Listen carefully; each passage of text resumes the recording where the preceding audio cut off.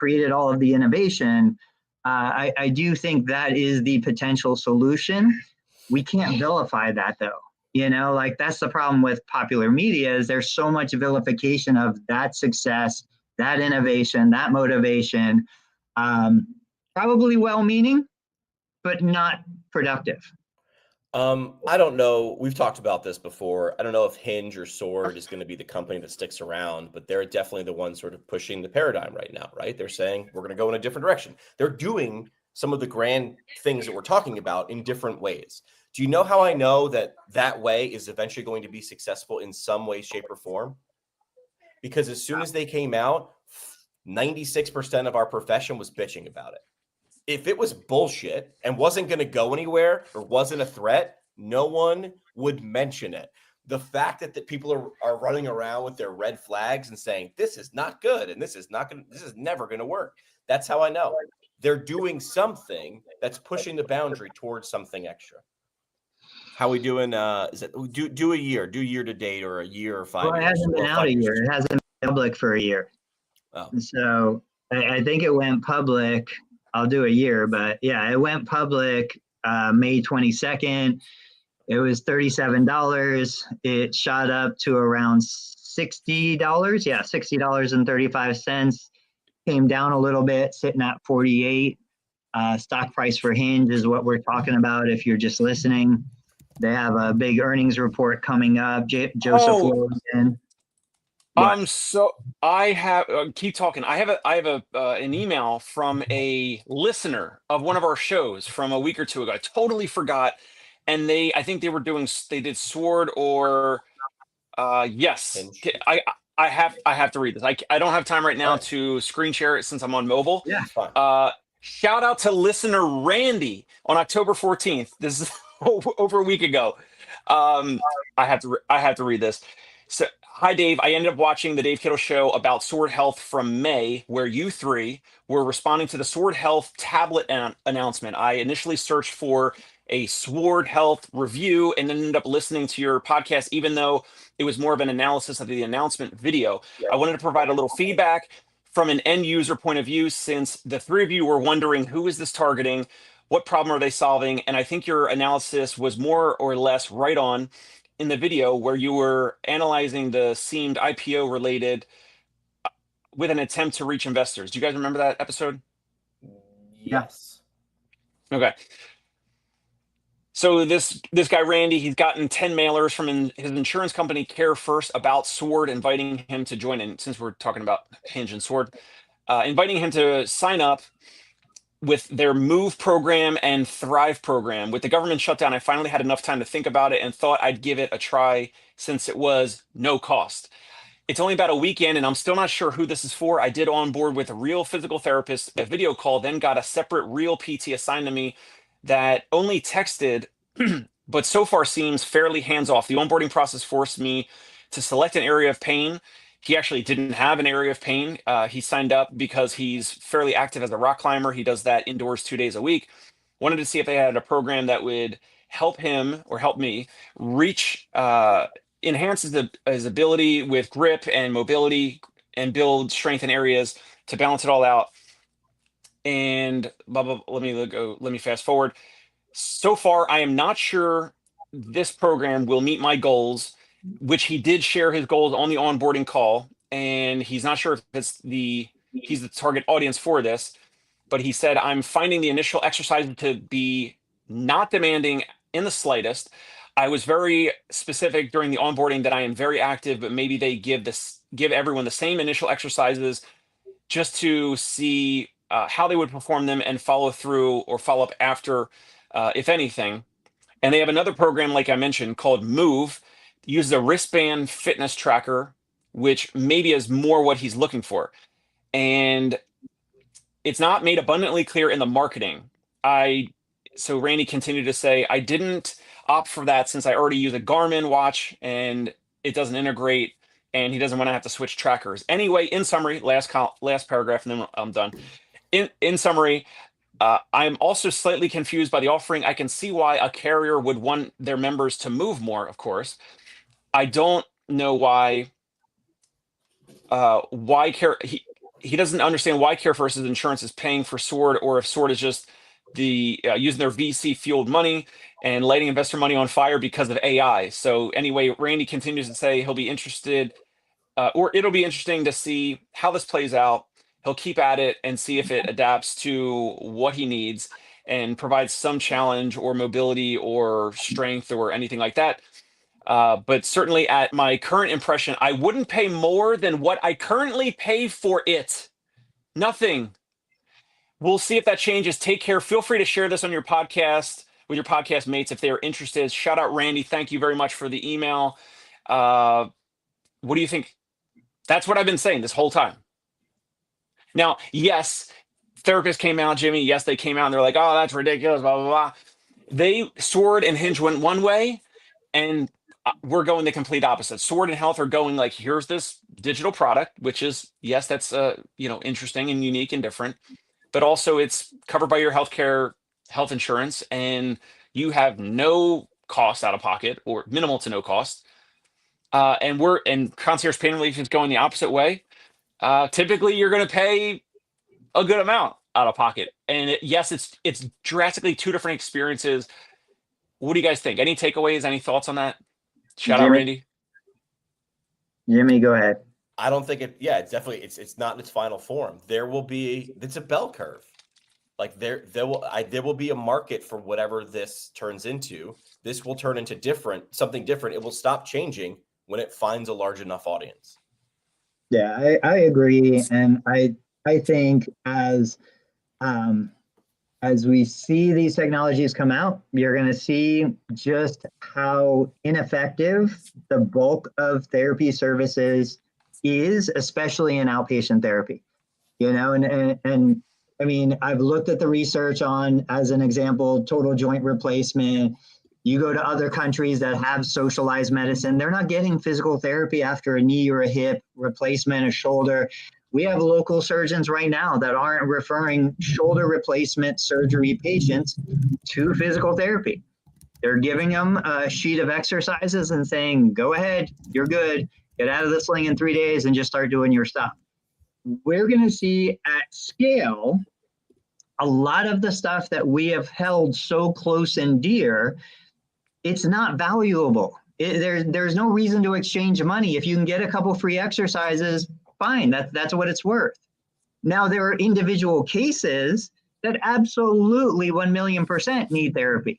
But I think we're coming out of a world where everybody across the board, you got a knee replacement, 12 weeks of physical therapy, no matter what.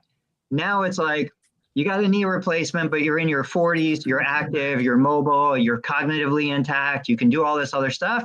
Probably don't automatically need a PT referral.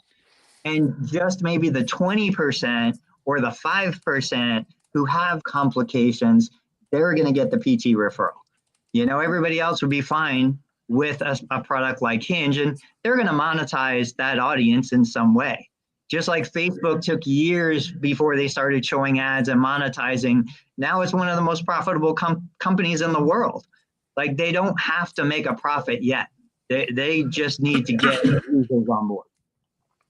Tony, I love you. Respectfully. There is absolutely no way that you can make a comparison between the U.S. healthcare situation and a subsidized European. There's so many variables. One is, in the US, the BMI is heavier. The comorbidities are more. In Europe, more people walk and move, and they move around. So it's a whole different setup of medicine and healthcare. Also, I was trying to prompt this. Maybe Jimmy's doing it right now because I hear the keyboard thundering and rumbling. The difference between the knee replacements and the knee scope surgeries that are done in the US versus Europe is insanely more overly performed in the US. So you're saying, oh, well, these patients don't even need therapy. They don't even need the surgeries. They don't need these knee replacements. They don't need the knee scopes, the meniscectomies, and the debridements and all this stuff to go clean up your knee joint is overperformed in the United States because of the incentives around the reimbursement and the healthcare system, and many, not all, but many of the orthopedic surgeons in the United States. It is not even close. I will pull it up right now to fill, and you guys can jump in.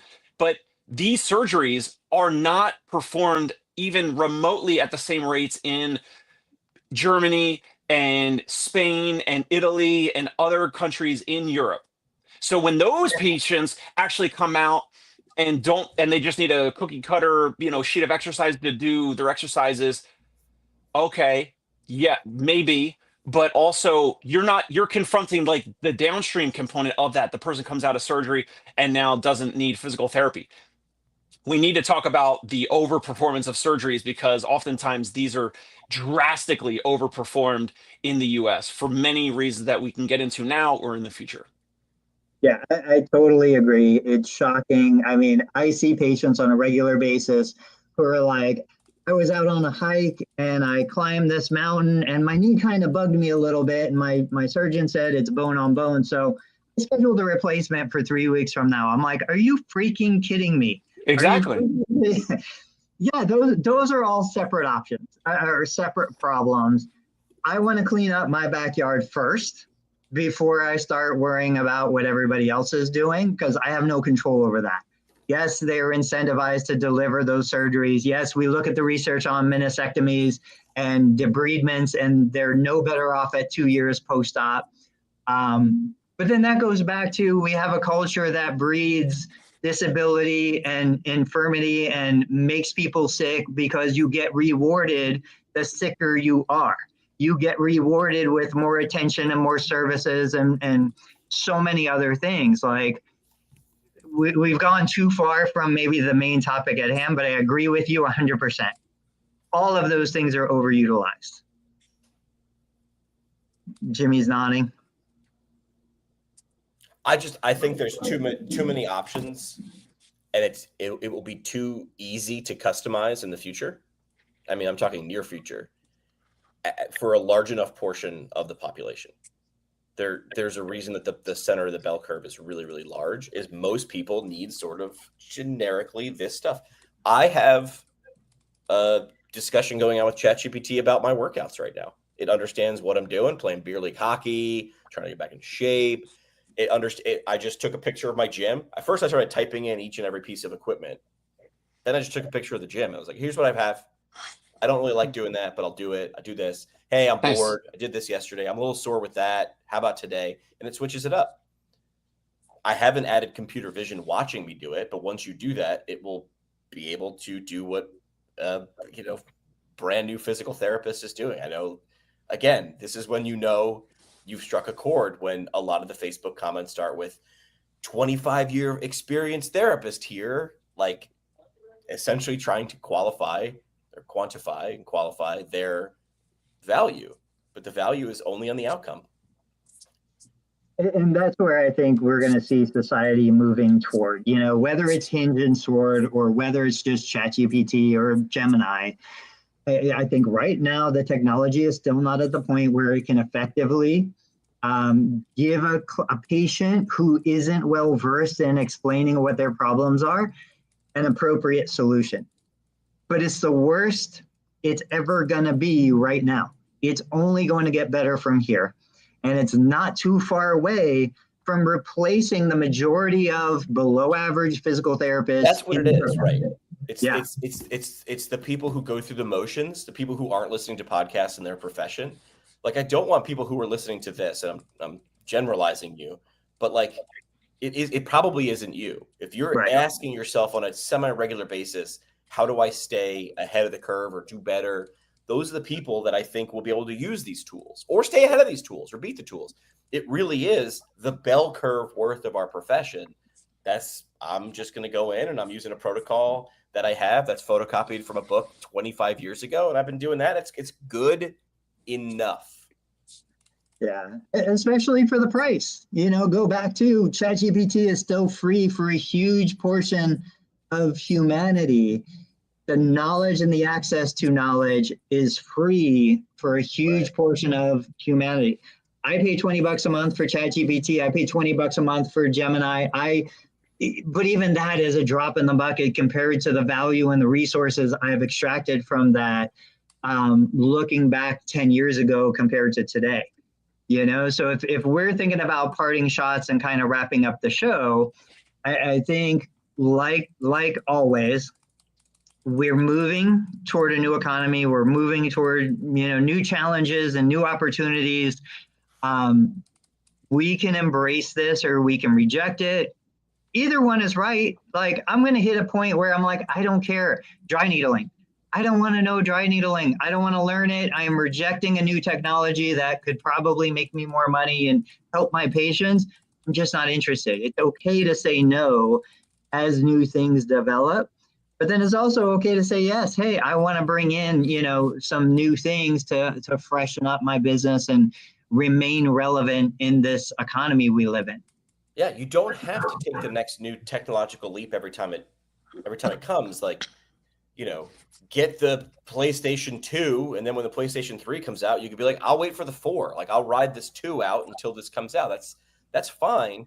But paying attention to where the juice is worth a squeeze, that I think is where the magic is. Look, I'm at a conference right now. I walk around the vendor and the exhibit hall all the time, seeing what people are doing and how they're messaging it and what they're talking about, what problems they're deciding that they want to solve. And if you were someone here to buy, if you run a health system and you're like, okay, what are we looking at? I don't expect you to just buy the newest everything every time it's upgraded. That would be insane. It's knowing what's the biggest fire, what's the biggest hairy, scary problem I need to invest in, and then hopefully making a good solution for that. Dave, parting shot. Oh, man. Well, my parting shot is, for me, I mean, I'll take my own advice. We're going to stay in our lane. We see what's working. We have an offering. We have a certain amount of people that say yes to it. We have a certain amount of people that say no to it. It repels some. It attracts some.